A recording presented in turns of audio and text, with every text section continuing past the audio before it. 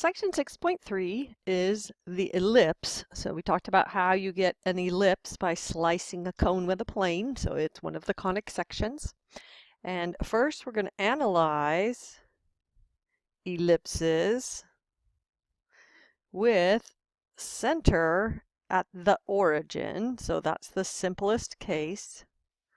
But then we also need to analyze ellipses with the center at the point H, K. So that combination of letters is used in each of the three conic sections to indicate that an important point of the shape has been shifted away from the origin. And then the last part is to solve applied problems involving ellipses.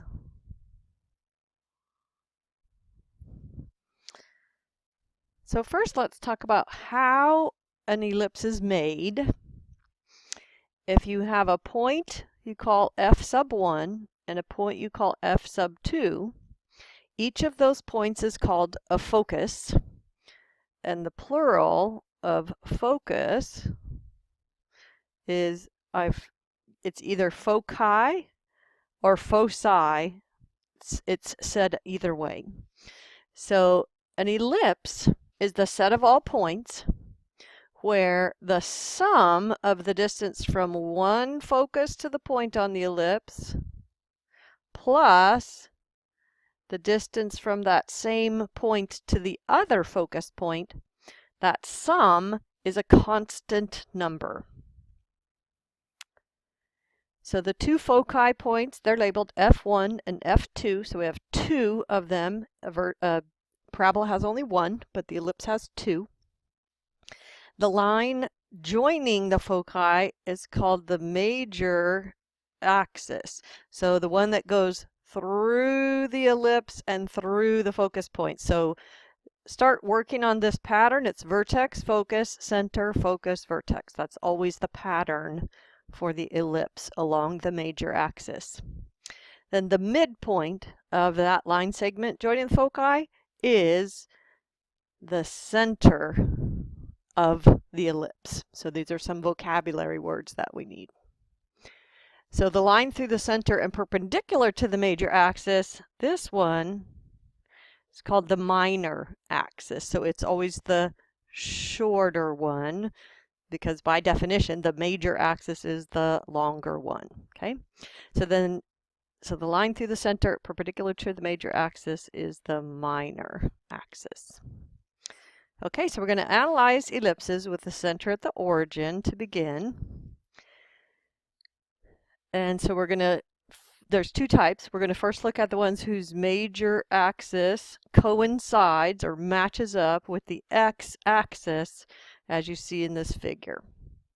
So if you look in the text on pages 407 and 408, you'll see that the equation of the ellipse actually comes from the distance formula. If you add these two distances together and say that must remain constant, that's where the equation of the ellipse comes from. So notice that the ellipse has a lot of symmetry. It's symmetric with respect to the x-axis, it's symmetric with respect to the y-axis, and it's symmetric with respect to the origin, so the equation must also have this symmetry. So here's the equation of an ellipse with the center at the origin and the major axis along the x-axis. And when we shift the ellipse, we're going to just look at that the major axis is horizontal or parallel to the x-axis. So it is the x-axis when we begin, and then we will be shifting. So an equation of the ellipse with the center at 0, 0, and the foci have this coordinate negative C0 and C0, which you will see in a minute in this equation down here.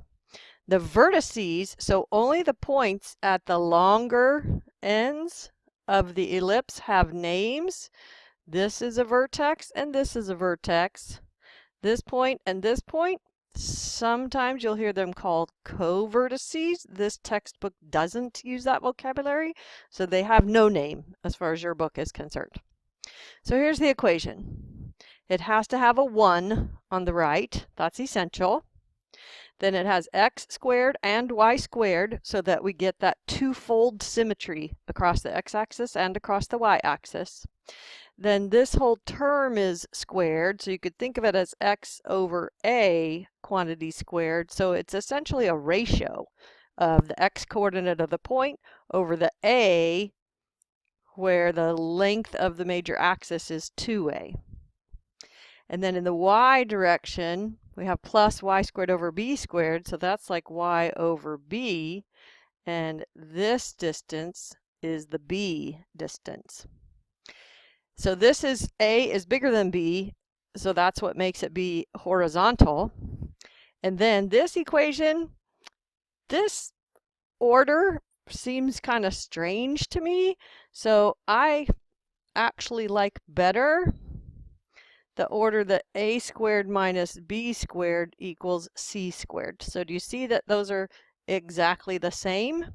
They're equivalent if I do a little algebra and rearrange.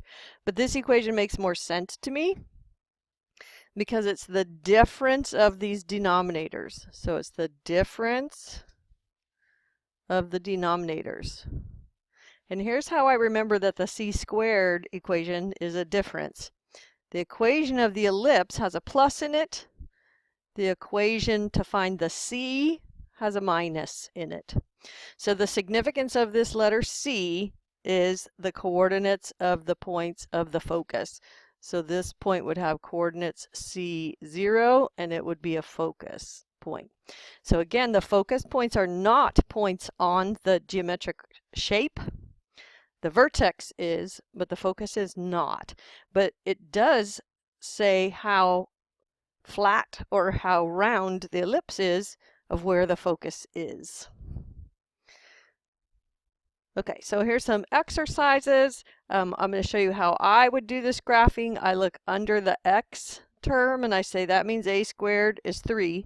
So in the x direction from the origin, I'm going to go plus or minus 3 in the x direction, and I know those are points on the ellipse. Then I'm going to look under the y coordinate, y squared term. Say that's a squared number, because remember we have x squared over a squared and y squared over b squared. So b is plus or minus 2. So from the center, or the origin in this case, I go up 2 and down 2. So I know it's the y direction I go because I'm under the y squared term. Now, if it's helpful, draw a rectangular box where these dots you have made are the centers of the sides of the box.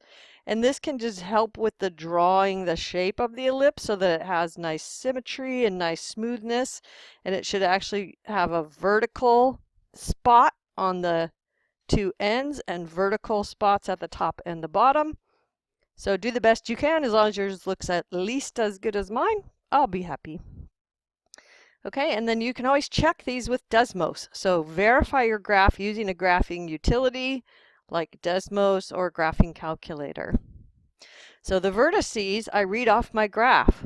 I say the vertices are 3, 0 and negative 3, 0, and make sure those points make your equation true because they're points on the ellipse, so they better make the equation true. Okay, then the foci I need to find by the difference of the denominators. So the difference of the denominators is 5, and that's c squared. So that means c is plus or minus root 5. So that says you start at the center, which is the origin, and you go root 5 to the right. Well, that's a little more than 2. So I go root 5 to the right, and then root 5 to the left. So I know the coordinates of my foci points are root 5, 0 and negative root 5, 0. Okay, if you don't have the 1 on the right, that's the first step you have to do. So divide both sides by whatever's not 1, it's 18 in this case, and you're going to have x squared over 18 plus y squared over 2 equals 1. So now you can see that under the x squared term you have plus or minus 3 root 2, under the y squared term, you have plus or minus root 2. So from the center, you're going to go 3 root 2, which square root of 18 must be at least 3, but less, at least 4, but less than 5. So somewhere in here, this is 3 root 2. Then I go in the negative direction, the same amount, negative 3 root 2. Then in the y direction, I go root 2, which is about 1.4 roughly. So root 2 and negative root 2. And I can draw my ellipse.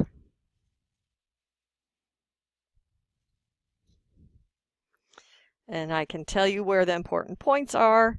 So I get that the vertex on the left is negative 3 root 2 comma 0. The one on the right is 3 root 2 comma 0. And again, make sure this makes your equation true. And then the co-vertices are these points here, so we don't list them. Then the difference of denominators is 18 minus 2, so that's 16, so that's c squared. So c is plus or minus 4. So that tells me how far I go. This is the distance from the center to the focus. So go 1, 2, 3, 4. So one of the focus points is 4, 0. Then I go the other direction, and I get negative 4, 0. So those are my focus points. So for the rest of the section, the directions are just going to say analyze the equation, and it means find the center, the major axis, the foci, and the vertices of the ellipse, and graph it. So I'm going to make another section where I go over the ellipses that are oriented in the other direction, where the major axis of the ellipse coincides with the y-axis. So the picture will look more like this one, and the foci will be at 0, c, and 0, negative c. But it's still going to be the distance from the center to the focus is going to be the little c.